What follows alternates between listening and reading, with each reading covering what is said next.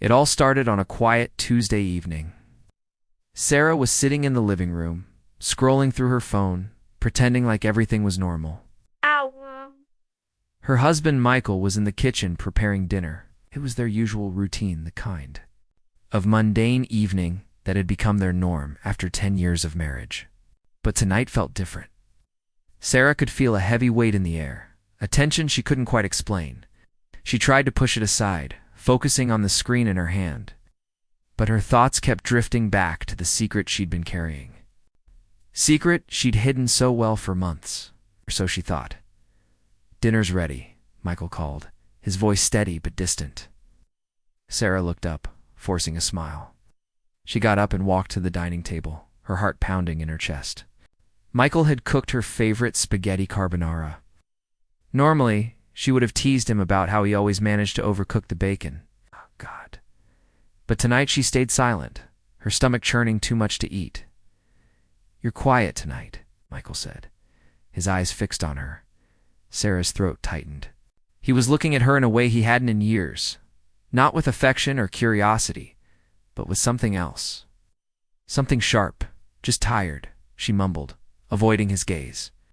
She picked up her fork, twirling the pasta, but couldn't bring herself to take a bite. Michael leaned back in his chair, his expression unreadable. He didn't push her to eat. Instead, he let the silence stretch between them, heavy and suffocating. And then, just when Sarah thought the moment would pass, he spoke. "Sarah, is there something you want to tell me?" he asked, his voice calm but firm. Her stomach dropped. She froze, her fork clattering onto the plate. "What do you mean?" she replied, her voice trembling, despite her effort to sound casual. Michael's eyes didn't waver. "I mean, is there something you've been hiding from me? Something I should know?" Sarah's mind raced. Did he know? How could he know? She had been so careful. Every text, every call, every meeting, she had covered her tracks meticulously. Or at least she thought she had.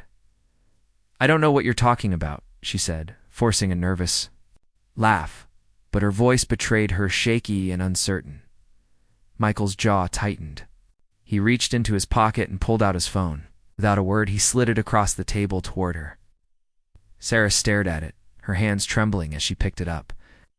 The screen was already lit, displaying a series of messages. Her messages, she felt the blood drain from her face as she read the words she had sent to another man, messages filled with laughter, secrets, and promises she had no business making. Michael had seen everything. How? How did you get these? She stammered, her voice barely above a whisper. Michael didn't answer. Instead, he leaned forward, his eyes burning into hers. "I trusted you, Sarah. I gave you everything." "This is how you repay me?" Sarah opened her mouth to respond, but no words came out. She felt exposed, vulnerable, like a thief caught red-handed. The room seemed to close in around her, the walls pressing against her chest. "It's not what you think," she finally managed to say, though even she didn't believe her own words. Michael's laugh was cold and hollow. "Not what I think." "Then tell me, Saru, what is it? Because from where I'm sitting, it looks like my wife has been sneaking around behind my back, lying to my face every single day." Tears welled up in Sarah's eyes. She wanted to explain, to defend herself, but how could she? There was no excuse for what she had done. She had let herself get swept up in the excitement, the attention, the thrill of something new. And now, she was paying the price. "Michael, I made a mistake," she said, her voice breaking. "I never meant to hurt you. I was lonely, and it just happened. But it didn't mean anything, I swear." Michael's expression hardened. "It didn't mean anything. You call months of lying and sneaking around nothing?" I don't know what to say," Sarah whispered, the tears now streaming down her face. Michael stood up, his chair scraping loudly against the floor. Looked at her like he didn't even recognize her anymore. "You don't have to say anything," he said, his voice icy, "because I'm done. I'm done with this. Marriage. I'm done with you." Sarah's heart shattered. "No, Michael, please don't do this. We can fix this. I'll do anything." But Michael shook his head. "You already did enough, Sarah. You made your choice. And now I'm making mine." Without another word, he walked out of the room, leaving Sarah sobbing at the dining table. She heard the front door open and close, the sound echoing through the house like a final goodbye. For days, Sarah tried to reach out to Michael. She called, she texted, she even went to his office. But he wouldn't see her. He had cut her off completely.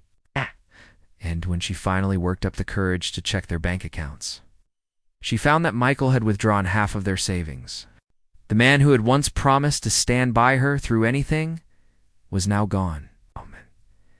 And Sarah was left alone to face the wreckage of her choices. Weeks turned into months, and Sarah's life fell apart. She lost her job, her friends, and her sense of self. Everywhere she went, she felt the weight of her shame. She thought about Michael every day, about the man who had loved her unconditionally until she had thrown it all away. And as much as she tried to move on, she couldn't escape the guilt that consumed her. One evening, she sat in the empty house they had once shared. Sarah received a letter in the mail. It was from Michael. Her hand shook as she opened it, unsure of what to expect. The letter was brief, but devastating. Sarah, I hope you're doing well. I've thought a lot about what happened, about the life we built together, and how it all came crashing down. I'll never understand why you did what you did, but I've accepted that I'll never get the answers I'm looking for. I've started a new chapter in my life, one that doesn't include you. It's been hard, but it's also been liberating. For the first time in years, I feel free. Free from the lies, the betrayal, and the pain.